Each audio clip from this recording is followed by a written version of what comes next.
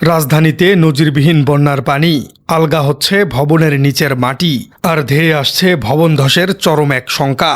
টানা বর্ষণে যেন এক অচেনা জলপুরীতে পরিণত হয়েছে রাজধানী ঢাকা। কিন্তু রাস্তার ওপরের এই থই থই জলের আড়ালে মাটির নিচে যে এক ভয়ঙ্কর ফাঁদ তৈরি হচ্ছে তা কি কেউ টের পাচ্ছে? পিচঢালা কালো রাস্তার নিচ থেকে মাটি সরে যাচ্ছে নীরবে। কংক্রিটের বহুতল ভবনের পিলারের নিচের মাটি সম্পূর্ণ আলগা হয়ে যাচ্ছে। যে কোনো মুহূর্তে তাসের ঘরের মতো ধসে পড়তে পারে খোদ রাজধানীর বুকে মাথা উঁচু করে দাঁড়িয়ে থাকা জরাজীর্ণ এবং নকশা বহির্ভূত ভবনগুলো। টানা বৃষ্টিতে কেবল জলাবদ্ধতাই নয়, এবার ঢাকার বুকে ধেয়ে আসছে এক ভয়াবহ কাঠামোগত এবং স্ট্রাকচারাল বিপর্যয়ের কালো মেঘ।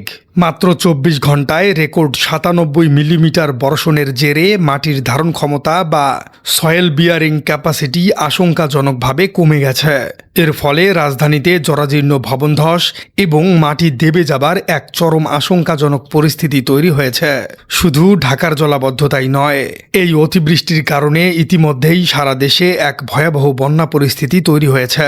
নগর পরিকল্পনাবিদ এবং ভূতাত্ত্বিকদের মতে রাজধানী ঢাকা মূলত গড়ে উঠেছে বহু খাল, বিল এবং জলাশয় ভরাট করেই। অর্থাৎ বর্তমান আধুনিক ঢাকার একসময় খাল, বিল এবং নদী ছিল। অপরিকল্পিত নগরায়নের ফলে এখানে বালু ভরাট করে গড়ে তোলা হয়েছে শত শত বহুতল ভবন। যখন টানা কয়েকদিন ধরে ভারী বৃষ্টিপাত হয় তখন ভূগর্ভস্থ মাটি অতিরিক্ত পানি শুষে নিয়ে চরম সম্পৃক্ত বা স্যাচুরেটেড অবস্থায় পৌঁছে যায়। মাটির ভেতরে থাকা শূন্য স্থানগুলো পানিতে পূর্ণ হয়ে গেলে মাটির নিজস্ব বাঁধন বা শক্ত অবস্থান আলগা হয়ে যায়। বিজ্ঞানের এবং প্রকৌশলের ভাষায় এটাকে বলা হয় সয়েল লিকুইফিকশন বা মাটির তরলীকরণ। বর্তমান পরিস্থিতিতে ঠিক এই ভয়ঙ্কর ঘটনাটি ঘটতে যাচ্ছে ঢাকার মাটির নিচে। অতিরিক্ত পানি জমে যাবার কারণে ঢাকার বিভিন্ন এলাকায় পিচঢালা রাস্তা ফেটে যাচ্ছে। রাস্তার মাঝখানে মাটি ধসে গিয়ে বিপজ্জনকভাবে নলকূপের মতো গভীর গর্ত বা সিলখোল তৈরি হচ্ছে।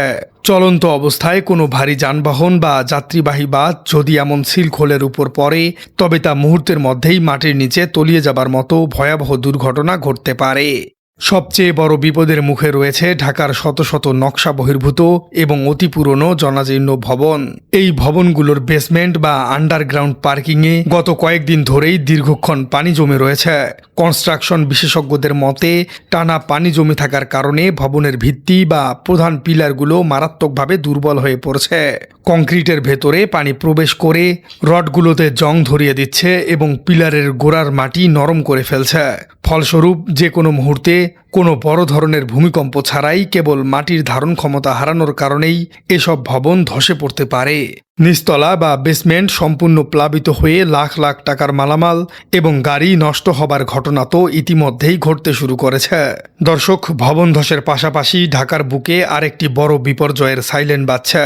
সেটি হলো দীর্ঘমেয়াদী বিদ্যুৎ বিপর্যয় এবং পানিবাহিত রোগের প্রাদুর্ভাব। রাজধানীর অনেক এলাকায় এখন বিদ্যুতের লাইন বা আন্ডারগ্রাউন্ড কেবল মাটির নিচ দিয়ে নেওয়া হয়েছে, কিন্তু চারদিকে থই থই পানির কারণে এসব আন্ডারগ্রাউন্ড কেবল ভিজে গিয়ে শর্ট সার্কিট হবার চরম ঝুঁকি তৈরি হয়েছে।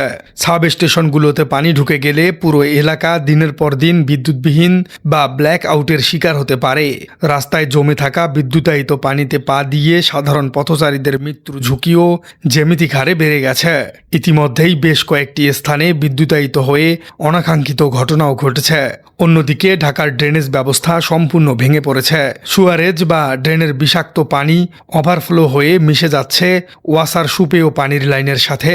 ভয়াবহ রোগের প্রাদুর্ভাব দেখা দেবার এক প্রবল আশঙ্কাও তৈরি হয়েছে। একদিকে মাথার উপর দুর্যোগপূর্ণ আবহাওয়া, অন্যদিকে খাবার পানির হাহাকার। সব মিলিয়ে রাজধানী ঢাকার সাধারণ নাগরিকদের জীবন এখন চরম দুর্বিষহ। বিশেষ করে নিম্ন আয়ের শ্রমজীবী মানুষ যারা বস্তি বা নিচু এলাকায় বসবাস করেন, তাদের ঘরবাড়িতে এরই মধ্যে পানি ঢুকে টইটম্বুর হয়ে গেছে। রান্না করার কোনো উপায় নেই, বিশুদ্ধ খাবার পানি নেই। এক অবর্ণনীয় অমানবিক জীবনযাপন করতে বাধ্য হচ্ছেন লাখো ভাসমান শ্রমজীবী মানুষ। দর্শক, এই নজিরবিহীন জলাবদ্ধতার জন্য প্রকৃতি যতটা না দায়ী, তার চেয়েও বেশি দায়ী মানুষের সৃষ্টি করা অপরিকল্পিত নগরায়ন। এক সময় ঢাকার বুক চিরে প্রবাহিত হতো ৬৫টিরও বেশি প্রবাহমান খাল। বৃষ্টির পানি সেই খালগুলো দিয়ে সরাসরি নদীগুলোতে গিয়ে পড়ত, কিন্তু আজ সেই খালগুলোর কোনো অস্তিত্বই নেই। খালের উপর গড়ে উঠেছে বিশাল বিশাল শপিং মল, হাউজিং সোসাইটি এবং সরকারি বেসরকারি স্থাপনা। পানি যাবার কোনো প্রাথমিক পথ খোলা না থাকায় বৃষ্টির পানি এখন রাস্তায় জমছে, ভবনের বেসমেন্টে ঢুকছে এবং মাটির নিচে গিয়ে ভবনের ভিত দুর্বল করে তুলছে। রাজুকের মতো তদারকি সংস্থাগুলোর চরম ব্যর্থতা এবং জলাশয় ভরাটের এই আত্মঘাতী খেলার বড় মাসুল গুনতে হচ্ছে শহরের মানুষদেরকেই। ঢাকার অবস্থা যখন এই চরম সংকটাপন্ন, তখন রাজধানীর বাইরের চিত্র আরও বেশি ভয়াবহ। অতিবৃষ্টি এবং পাহাড়ি ঢলের কারণে দেশের দক্ষিণ পূর্বাঞ্চলে অন্তত 7টি জেলা মারাত্মকভাবে বন্যা কবলিত হয়ে পড়েছে। ফেনী, নোয়াখালী, কুমিল্লা থেকে শুরু করে পার্বত্য অঞ্চলের বিস্তীর্ণ জনপদ এখন বানের পানিতে ভাসছে। সবচেয়ে বেশি ভয়ঙ্কর পরিস্থিতির শিকার হয়েছে পার্বত্য জেলা বান্দরবান এবং উপকূলীয় জেলা কক্সবাজার। এই দুই অঞ্চলেই লাখ লাখ মানুষ পানিবন্দী হয়ে পড়েছেন। পাহাড়ি ঢলের প্রচণ্ড স্রোতে ভেসে গেছে মানুষের ঘরবাড়ি, গবাদি পশু, এমনকি ফসলের ক্ষেত। যোগাযোগ ব্যবস্থা সম্পূর্ণ বিচ্ছিন্ন হয়ে পড়ায় অনেক প্রত্যন্ত অঞ্চলে এখনও কোনো ত্রাণ বা উদ্ধারকারী দল পৌঁছাতেই পারেনি।